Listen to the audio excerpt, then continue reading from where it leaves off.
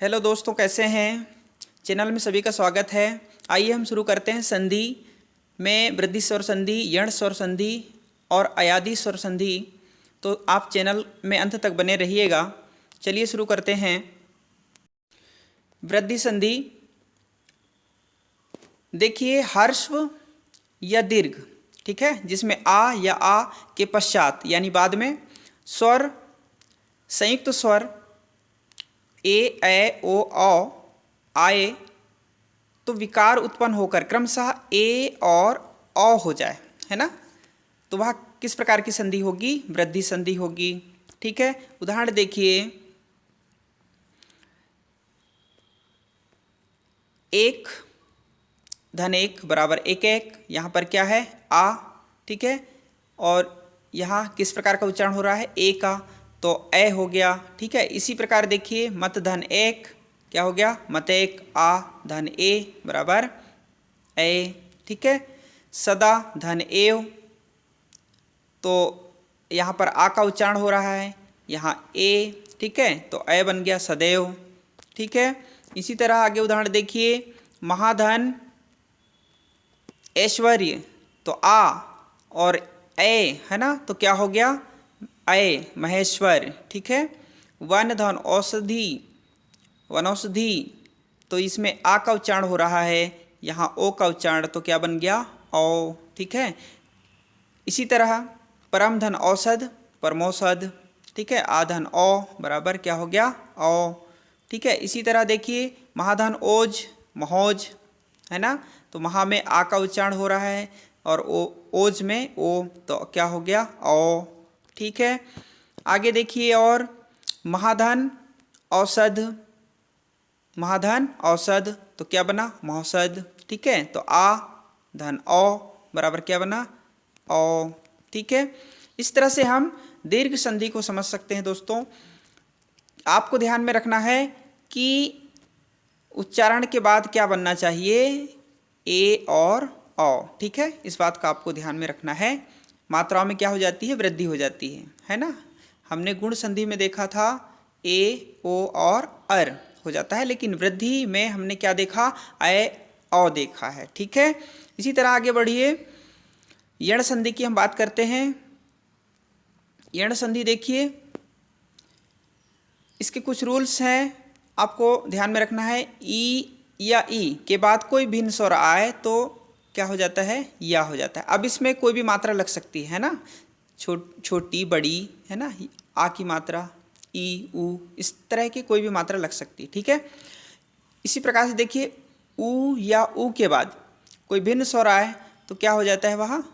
वह हो जाता है, ठीक है। इसमें भी मात्रा लग सकती है।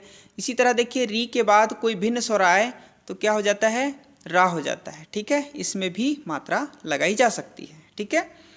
देखिए उदाहरण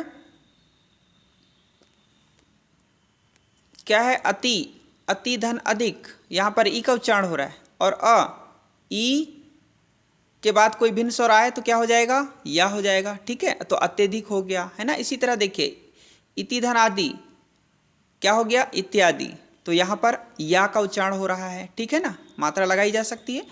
ऊपरी धन उक्त, देखिए री, छोटी री, है ना, सॉरी, ई का उच्चारण हो रहा है, छोटी ई का उच्चारण हो रहा है, और यहाँ पर ऊ, तो क्या हो गया? उपर्युक्त, है ना, या हुआ, लेकिन उसमें छोटा ऊ की मात्रा लगा दी गई है, ठीक है। इसी प्रकार देखिए, नी धन उन, क्या हो गया? न्यून, यहाँ बड़ा ऊ की, है ना, या में बड़ा ऊ की मात्रा लगा दी गई, ठीक है। इसी तरह देखिए, प्रतिधन एक, क्या हो गया? प्रत्येक, यहाँ पर ई का उच्चारण हो रहा है, यहाँ ए, तो क्या हो गया? या में कौन सी मात्रा? ए की मात्रा, प्रत्येक, ठीक है। देवी धन आगमन, देव्यागमन, ठीक है, बड़ी ई, और आ का उच्चारण हो रहा है, या, है ना, क्या बना? या बना। इसी तरह सुधन अच्छ, स्वच्छ, क्या हो गया? स्वच्छ हो गया, तो यहाँ पर ऊ, छोटा ऊ और आ मिलकर के क्या बन गया? वा, ठीक है। आगे इसी तरह देखिए, सुधन आगत, यहाँ पर छोटा ऊ का उच्चारण हो रहा है, आ बड़ा आ, है ना, तो क्या हो गया? स्वागत, अर्थात वाह, वाह, है ना, ठीक है। अनुधनिति, तो अन्विति, ठीक है, ऊ छोटा ऊ ई, ठीक है, और अन्विति वा में कौन सी मात्रा, छोटी ई की मात्रा, ठीक है। इसी तरह देखिए अनुधन एषण अन्वेषण, अनुधन एषण क्या बन गया, अन्वेषण। तो यहाँ पर छोटा ऊ और यहाँ ए का उच्चारण हो रहा है, ये ही है, ठीक है। और वाह है ना, वाह में एक ही मात्रा लगा दी गई है ना, अन्वेषण, ठीक है। इस तरह से हम उदाहरणों के माध्यम से समझ सकते हैं, ठीक है। इसी तरह देखिए पितृ धन अनुमति है ना, तो पितृ अनुमति है ना, पिता की अनुमति। यहाँ पर री का उच्चारण हो रहा है और आ, तो दोनों मिलकर के क्या बन गए, रा, है ना। ऊपर हमने देखा है री के बाद कोई भिन्न स्वर हो तो क्या बन जाता है, रा बन जाता है, ठीक है। इसी तरह मातृ धन आज्ञा क्या हो गया, मात्राज्ञा। यहाँ पर री और बड़ा आ है ना, रा में आ की मात्रा लगा दी गई है ना, उच्चारण हो रहा है, ठीक है। इसी तरह देखिए मातृधन इच्छा, तो मातृक्षा, माता की इच्छा, ठीक है। री और यहाँ पर छोटी ई का उच्चारण, तो क्या हो गया, री है ना, रा में मात्रा लगा दी गई, ठीक है। इस तरह से हम यण संधि को समझ सकते हैं। उसके लिए आपको 3 जो उपरोक्त बताए नियम है उनको आपको फॉलो करना है, याद रखना है, ठीक है। आगे हम देखते हैं अयादि संधि, ठीक है।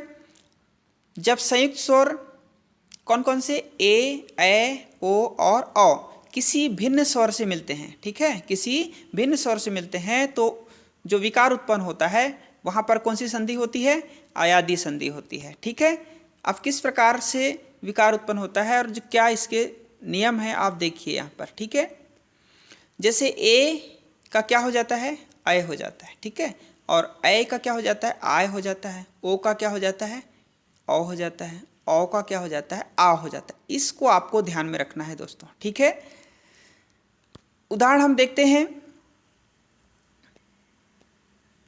देखिए ने धन अन क्या हो गया, नयन। यहाँ पर ए का उच्चारण हुआ और यहाँ आ का, इस प्रकार से क्या बना, अय, क्या बना, अय, नयन, नयन, अय, है ना।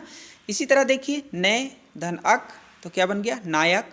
यहाँ पर ए का उच्चारण हुआ है ना, और अ तो क्या बन गया, आय। ऊपर हमने देखा था अगर ए हो, ए के बाद कोई भिन्न स्वर हो तो क्या हो जाएगा, आय हो जाएगा, ठीक है। सबसे महत्वपूर्ण बात होती है कि नियम है ना, नियम को हमको ध्यान में रखना पड़ेगा। नए धन इका, तो क्या हो गया, नायिका। तो यहाँ पर देखिए ए का उच्चारण हो रहा है, यहाँ ई का, तो इसी प्रकार क्या हो गया, आई, है ना, नाई, नाई, ठीक है, नायिका, है ना। इस तरह से हम इसको समझ सकते हैं।